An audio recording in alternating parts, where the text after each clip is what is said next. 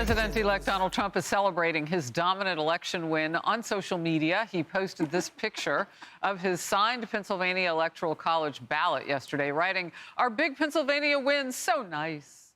And Trump didn't just win Pennsylvania. He won all 7 swing states and more than 300 electoral votes, leading to a massive victory. And, of course, the popular vote. Now, just weeks later, a coalition of Democratic senators are looking to change our Constitution and abolish the Electoral College. Their proposed amendment reads in part, "In an election, the person who gets the most votes should win. It's that simple. No one's vote should count more based on where they live. The Electoral College is outdated and it's undemocratic. It's time to end it." And Democratic New York Governor Kathy Hochul is already signaling her support. Unfairly less populated states have outsized influence, and in effect, the votes of their residents count more than the residents of a state like New York.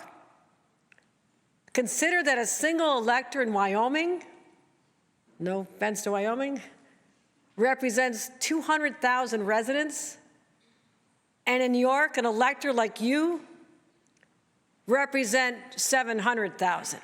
It's time to amend the Constitution and relegate the institution of the Electoral College to the history books. This is how I know they're sore losers and they're liars. These are the people who gave us the superdelegates. Yeah, exactly. Yeah, exactly. I mean, they didn't just want delegates. They wanted delegates to wear capes. And then rig their own primary twice.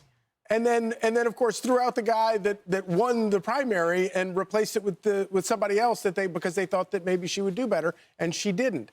I think that Democrats should be very careful about this. I think that this is a short-term partisan attack on the Constitution in a way that may backfire in ways that they can't foresee.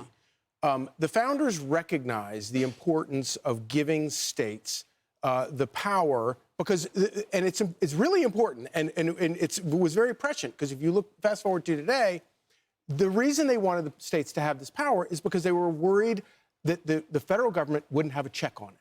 And the reason that states have this power is because they're the only entity in our government that can stand up to the federal government.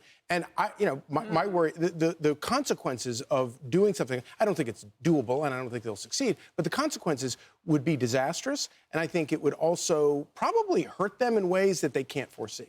Kennedy, do we want the people who literally could not figure out not to close down everything and lock us down in COVID, to then be able to cut out the rights of voters that were foundationally carved for states? Do we want them to do that? No, we don't, and everyone knows that, and that's why it's so difficult. That's why the process was designed to be difficult to amend the Constitution, because it had to do something that would have long-lasting ramifications that we could agree on as a society, and all it would take is for a Republican to win the popular vote and a Democrat to win the electoral vote, and then they would completely switch course, which will probably happen because our politics are only going to get weirder and weirder as the two parties sort of age out their Humpty Dumptys like Mitch McConnell and Nancy Pelosi, who can't stay upright. So a newer generation of people is going to come forward, and they're going to appeal to voters in different ways. And so everything will continue to get flipped on its head.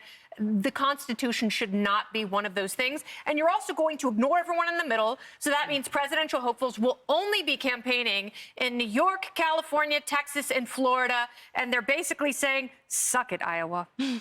Wow. Right now, aren't all of those sanctuary cities? I mean, they're in states, I should say. They're spreading like scarlet fever. Oh, my goodness. All right. And in her lovely scarlet fever, like oxblood skirt, Rosanna Scott. So this is what I have to say, Harris. You know, Governor Hochul has so many problems in New York City and in the state. It's kind of interesting that she's talking about this. Her administration did a redrawing of the congressional maps, which was overturned. And then Nancy Pelosi basically blamed her for losing congressional seats and messing up everything in D.C. So I don't know. Does Governor Hochul really have any weight when she comes out and talks about electoral votes?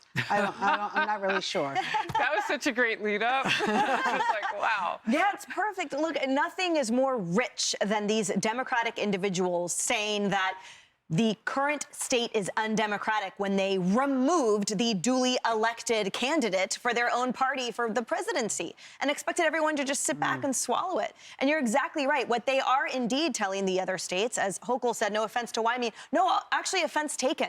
That's exactly what you are projecting, is an elite smugness for the volume of your population, by the way, is fleeing to sunnier, warmer, more business-friendly states. The reality is every single one of their constituents should take note that that is how their representatives spending their time. And I am one of them. So, Governor Hochul, to your point, exactly. There are a million issues just on this block that she should be addressing. And she should stop, again, getting onto the caboose of what they think will earn them. I think it's strokes in Congress, because there is no way that any valid member of a constituency actually wants their representative to be doing this right now versus actually legislating, or more aptly, upending legislation. That's right. Maybe a stay coupon at the Roosevelt Hotel for her. She can check out the that border might crisis. be interesting. Bring your mace.